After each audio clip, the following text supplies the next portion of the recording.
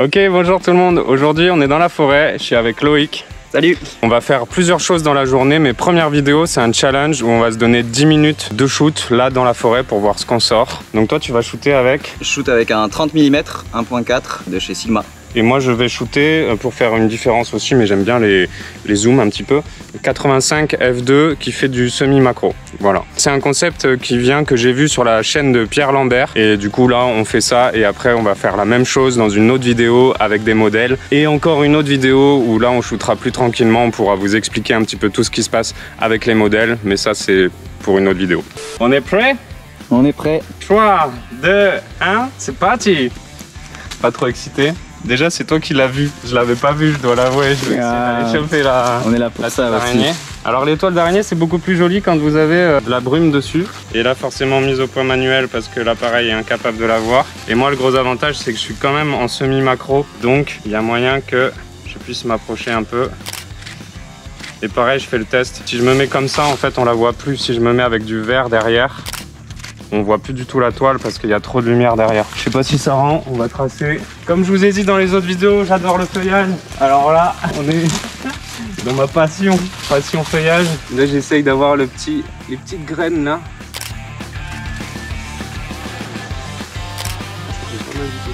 Là, j'ai la prêle. Cette magnifique plante qui se mange. Ensuite, qu'est-ce qu'on a d'autre? Et en plus, vous apprenez des choses, quoi. Vous apprenez le nom des plantes, c'est pas beau ça? Fougère, prêle. Là, je vais chercher la lumière, je me déplace parce que à l'ombre, c'est moche. Ma grande passion, le feuillage, on va faire direct avec celui-là, par exemple. Hein, tout ça. Je sais pas si ça va rendre, elle est pas super jolie, mais bon. Je fais presque une correction d'exposition de -1, presque permanente là.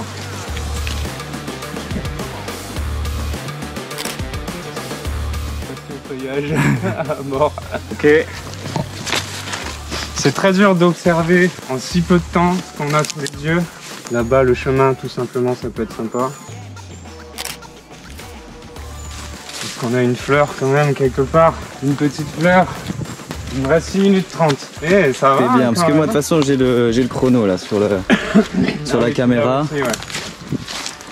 Bon, on n'a vraiment pas beaucoup de fleurs, donc là, je vais encore envoyer du feuillage, de la fougère bien éclairée. Putain, c'est pas les plus jolis, hein. On n'a pas précisé qu'on n'avait absolument pas shooté et on le disait avant. On est froid, on est froid. Ouais, on est froid, il y a toujours un petit temps de chauffe pour s'habituer l'œil, pour essayer d'aller chercher des choses un peu particulières. Putain, les fleurs sont dégueulasses. Alors là, j'ai une toute petite fleur. Donc là, c'est ça, hein, il fait la mise au point manuelle avec la bague qui est juste là. Ouais.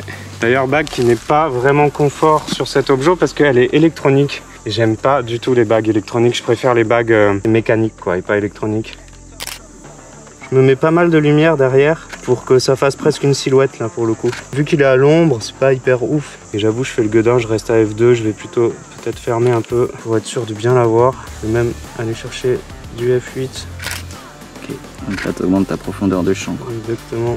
Parce que c'est tout petit, je suis très près, ouais, donc difficile de tout avoir. Et le macro, ça prend du temps parce que ça bouge vite. On peut vite être décalé par rapport à son sujet. Oh bah allez, un classique, pareil, elle est pas très jolie, mais vu qu'on a que 10 minutes... Mais elle est bien éclairée. Elle est bien éclairée, ça clairement. Vous verrez dans la vidéo cadrage de fleurs qu'il y a des tonnes de choses à faire avec une fleur. Alors la vidéo dont je parle sur les cadrages des fleurs n'est pas encore sortie, mais je compte bien vous la faire très prochainement. Donc voilà, vous allez la voir arriver sur la chaîne. N'hésitez pas à liker, vous abonner pour voir tout ça. Regarde, je vais vous en faire 2 déjà. Bon, là je ferme mon diaph aussi parce que je suis très près, donc je vais me mettre à F5. Le classique, c'est de se mettre un petit peu comme ça en biais, en horizontal, diagonale. Après, il y a aussi, tu peux la faire vraiment de face. Hop là, j'ai trop monté les ISO, j'ai fait une connerie et j'ai pas regardé mes paramètres. Tant que je suis dans le macro, on va s'amuser parce que moi je peux. Vous allez voir que ça va être un style différent avec Loïc parce qu'il est au 35, au 30. Ouais, c'est ça qui va être intéressant. Moi, j'ai pas du tout attaqué les mêmes choses. Donc là, moi, c'est vraiment un délire de texture. Hein. Plus qu'autre chose, je vais me rapprocher très près, faire quelque chose d'assez net, qu'on voie bien les veinures de la fougère. Et ce qui est intéressant, c'est qu'elle est éclairée très fort. Donc les petites veinures ici, elles ressortent vachement. Je vais faire comme ça aussi.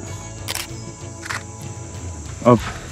La qualité est présente, hein, je vous le dis. Ah oui, ça pourrait aussi, mais là, j'ai trop fait de feuillage.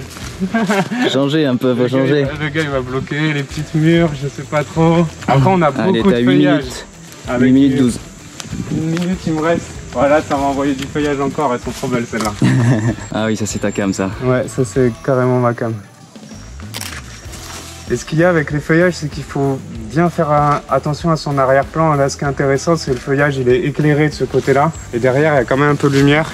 Et si je me place là où il y a le ciel, c'est dégueulasse. Je peux faire une photo pour vous montrer. C'est beaucoup moins joli maintenant. Regardez, bougez pas. Hop là. C'est de la triche ça ou pas? C'est le jeu, ça compte. On peut tout prendre, prendre même les animaux. Il te reste 1 minute. Ah, ça c'est cadeau. Elle est bien éclairée, jolie. Ouais, j'ai pas un beau bokeh du tout. Là, faut toujours regarder derrière ce qui se passe. C'est la fin. Je vous fais cette photo et j'arrête.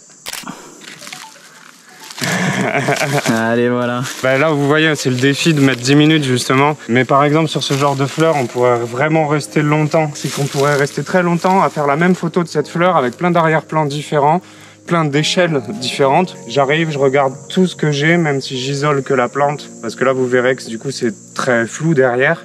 Mais ça crée quand même toute la texture qui est intéressante et qu'on recherche dans la macro. Et oui.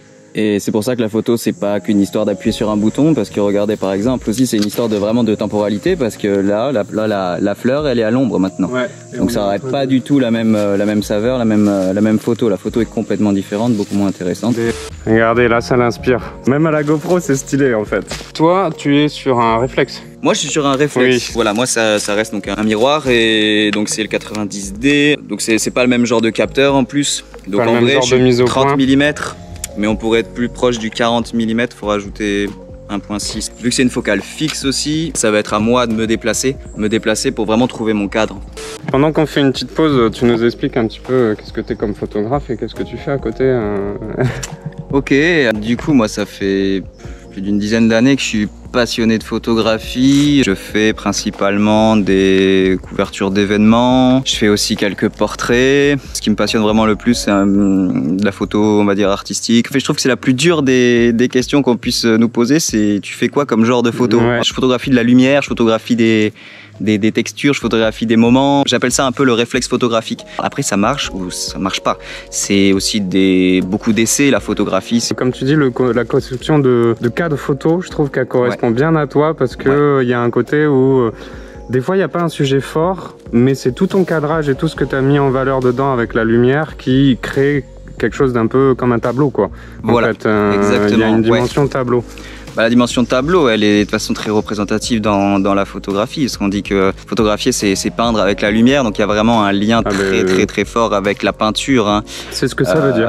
C'est exactement ce que ça veut dire, littéralement, c'est ce que ça veut dire. Voilà, c'est plus la partie vraiment artistique qui m'intéresse de la photographie, mais c'est aussi les émotions. Quand je photographie de l'événementiel ou des concerts, comme j'ai pu faire dernièrement, c'est vraiment ce qui me passionne, c'est les visages, c'est les expressions, c'est tout ce qu'on va ressentir à travers une photo. Chaque environnement en fait est propice à la photo. On peut pas dire que là il y a rien à faire en photo, c'est pas possible. Il y a toujours quelque chose, un angle à trouver, jouer avec la composition, la lumière. Enfin, c'est là le travail, je trouve, artistique de la photo, c'est de se creuser la tête pour essayer d'en sortir quelque chose. Les choses qui sont trop données, trop faciles, comme les spots photos où il y a écrit prenez la photo ici.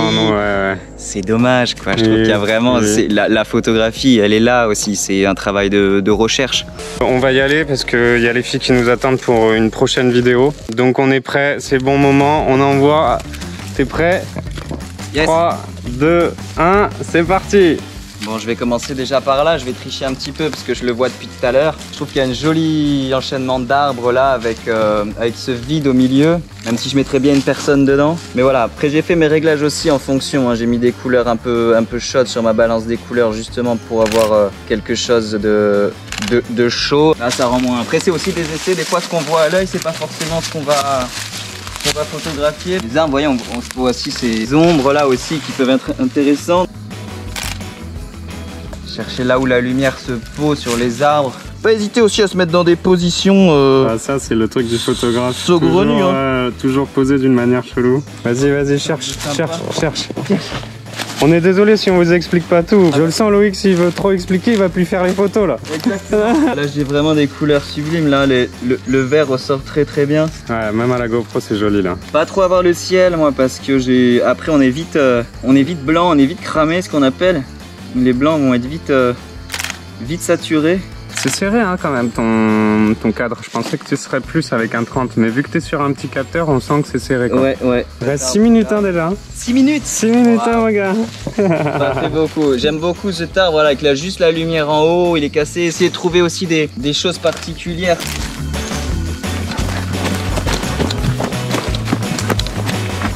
Oh oui. Voilà, là. Voilà. Ça, c'est typiquement ce qui va me plaire. C'est pas forcément les arbres en eux-mêmes qui sont vraiment intéressants, c'est vraiment ces ombres quoi. Il faut que je le fasse un peu quand même. Là c'est sympa parce que voilà, on a un peu de couleur, un peu de vert, une petite pointe de vert là. Avec les ombres sur le tronc. Vous voyez, n'hésitez pas à vous coucher dans les arbres noirs. Ouais, vraiment pas. À vous mettre des épines dans le cul.